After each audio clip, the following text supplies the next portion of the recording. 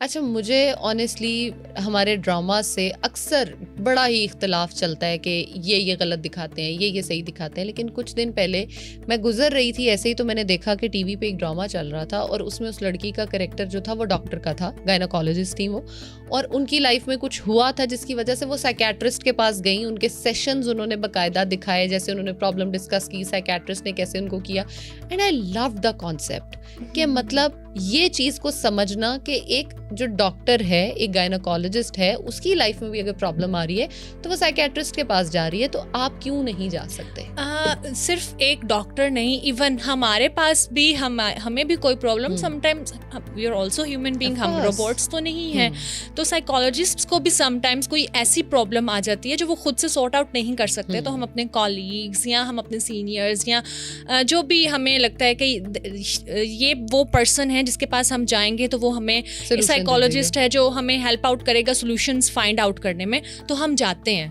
तो जब हमें जाने में कोई शर्म नहीं है तो आपको आने में भी नहीं है। ये बात कह सकती हूँ यहाँ पे बैठ के कि मतलब मैं ज़ारा को अक्सर बड़ा तंग करती रहती हूँ, और भी बहुत सारी मेरी ऐसी दोस्तें हैं जिनको अच्छा ये है तो इसमें बताओ, ये है तो इसमें क्या करें, क्योंकि दिस इज़ योर लाइफ जिसमें आप अगर स्टक हो गए हो तो बाहर निकलना, उन चीज़ों को समझ, पहले तो एक्सेप्टेंस इज़ वेरी इंपॉर्टेंट कि मुझे ये प्रॉब्लम है, उसको एक्सेप्ट करके उसको ट्रीट अगर कर लोगे तो वो फॉर एवर लाइफ के लिए ठीक हो जाएगा। बिल्कुल ऐसा ही है, वो आप उस ट्रॉमा से या आप उस सिचुएशन से बाहर निकल आते हैं और आप मूव ऑन। सबसे बड़ी बात है कि आप मूव ऑन कर सकते हैं। अगर आप हेल्प नहीं लेते, आप वहीं पे रहते हैं, तो आप वहीं पे शायद लाइफ के आप किसी ऐसी फेज में हो। जैसे अक्सर कुछ टाइम पहले मेरे पास एक पेशेंट आई, उनसे मैं डिस्कशन करी थी, डिस्कस तो वो डाइट का करी थी, लेकिन आई गॉट टू नो कि उनका ब्रेन जो था वो अराउंड कहीं 2015-16 में स्टक था, वो 16 से आगे चला ही नहीं। मतलब शी वॉज इन 2024, लेकिन उनका ब्रेन जो था वो 2016 में कहीं स्टक था। हर बात में वो 2016 की बात करी थी। तो आई आस्क्ड हर कि आपने कभी साइकोलॉजिस्ट को कंसल्ट किया है? अनफॉर्चुनेटली उनका भी जवाब यही था कि मेरे हस्बैंड कहते हैं कि तुम कोई पागल हो जो तुम्हें किसी साइकेट्रिस्ट की ज़रूरत है, बट शी नीडेड वन। तो ऐसी औरतें जो हैं जिनको कोई नहीं लेकर आता, वो क्या करें, घर पे कैसे खुद को ट्रीट कर सकती हैं? अब तो सोशल मीडिया हमारे पास मौजूद है। आप जैसे अभी हम कर रहे हैं या इस पे आपको लग रहा है ना कि आपके साथ ये इश्यूज चल रहे हैं, तो आप यूट्यूब ओपन करें, आपके पास ढेरों ऑप्शंस अवेलेबल होंगे। आप गूगल ओपन करें, आपके पास, अगर आप नहीं आ सकते या आप अपने इन्वायरमेंट में कोई ऐसा ट्रस्ट वर्दी देखें जिसके साथ आप अपना कैथारसिस कर सकते हैं।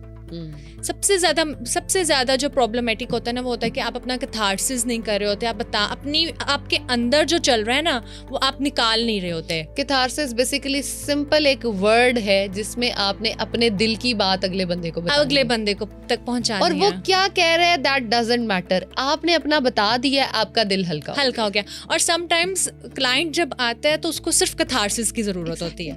वो मुझे अपनी रूटीन बताता है, अपने प्रॉब्लम्स बताता है, उसके बाद वो कहते हैं अच्छा मैं ये भी तो कर सकता था, उसके बाद उसको मेरी जरूरत ही नहीं है, उसको खुद सोल्यूशन मिल जाता है। तो वो समटाइम्स कोई सुनने वाला नहीं होता। तो आप देखें कि अगर आपके पास कोई ऐसा पर्सन है जिससे आप कम्युनिकेट कर सकते हैं, अपना आप बता सकते हैं, अपने अंदर जो आपके चल रहा है उसके साथ बात करके उसको ख़त्म कर सकते हैं, तो आप करें।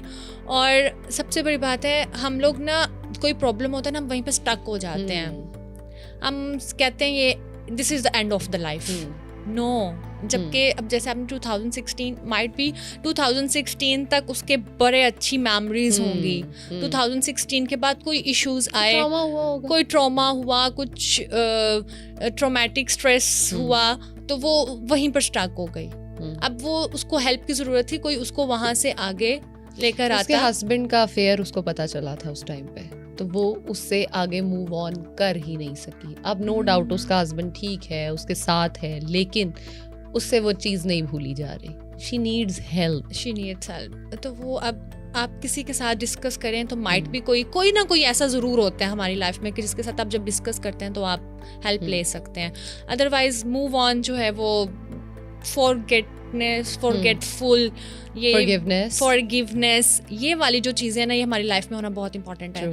जब तक मैं कहती हूँ, जब तक अगर आपके साथ किसी ने बुरा किया ना और आप उसको लेकर बैठे रहेंगे, तो आप सिर्फ जिसने बुरा किया वो तो करके चला गया, एग्जैक्टली। लेकिन अगर आप उसको लेकर बैठे हुए हैं ना, अगर आप उसको माफ नहीं कर रहे, फॉरगिव नहीं कर रहे हैं, तो आप अपने आप को जो है ना, अपने आप को मेंटली भी और फिजिकली भी, दोनों तरीके से आप अपने आप को पनिश भी कर रहे हैं और अपने आप को डिस्टर्ब भी कर रहे हैं। आपकी पूरी लाइफ डिस्टर्ब हो जाती है।